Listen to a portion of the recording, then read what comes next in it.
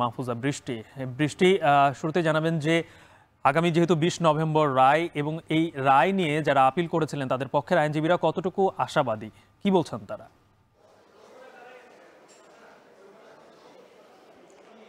গালিব, এই যে রায় দিয়েছেন আগামী ২০ নভেম্বর যে রায় হবে এই বিষয়ে যে আইনজীবীরা আছেন, বিশেষ করে বিএনপির পক্ষ থেকে যে আইনজীবী ছিলেন তিনি পক্ষপাতিত্ব এবং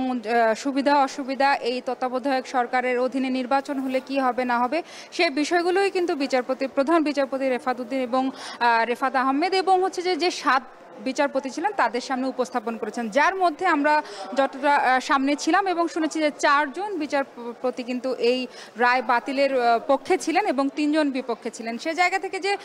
বিএনপির আইনজীবী যারা আছেন তারা কিন্তু আশাবাদী যে এই তত্ত্বাবধায়ক সরকার ব্যবস্থা ফিরলে নির্বাচন একটা শক্তিশালী ব্যবস্থায় পরিণত হবে, যে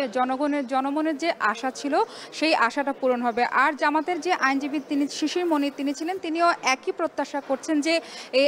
এই রায় প্রকাশের মাধ্যমে রায় যদি কার্যকর হয় তবে সেটা যেন জনমনে কোনো ধরনের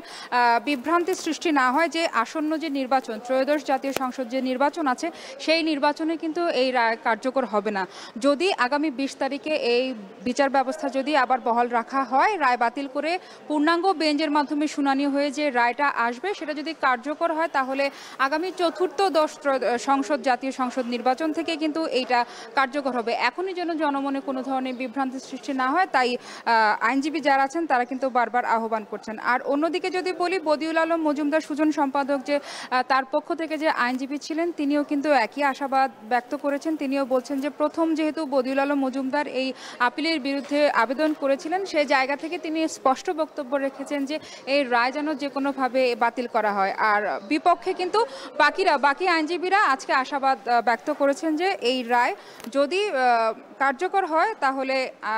নির্বাচন ব্যবস্থা একটি শক্তিশালী পর্যায়ে গিয়ে দাঁড়াবে। গালিব, এই ছিল আমার কাছে সর্বশেষ